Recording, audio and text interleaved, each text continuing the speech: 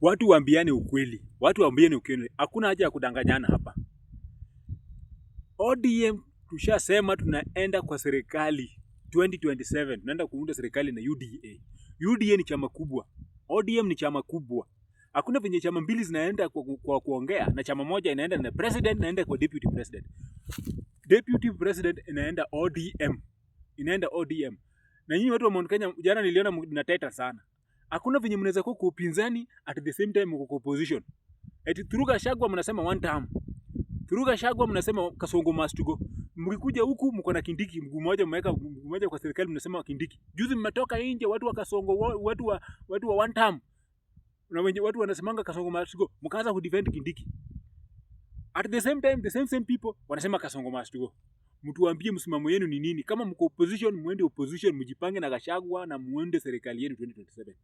Hakuna mambo ya kutuconfuse. Sisi kama ODM tunataka deputy president. Na Oburu ukienda kwa meza kuongea na UDA, unaenda unakodoa macho. Kodoa hiyo uko na macho. Kodoa hiyo macho na unasema unataka deputy president na unanyamaza. Hakuna kitu kingine. Deputy president ndio ODM inataka. Usiende kwa meza ukae huko utukujie na kitu ambayo si deputy president. Deputy president hiyo. Kama ni Kindiki ndiye anashuka ashuke aende opposition. Juu hakuna venye watakuwa kwa opposition na tena wanakuwa kwa serikali. They are the same people wenye wamekuja na slogan ya one term up.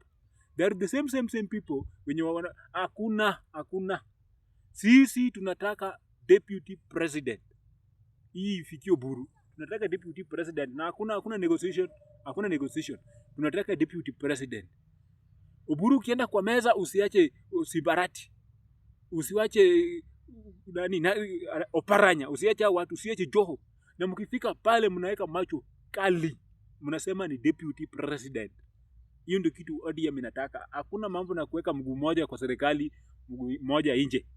Kama mko kwa serikali mseme. Na mkisema wanaangalia votes block. Sisi watu wa Nyanza tuko na kura. Au hahesabiwi, tuko na 4 million.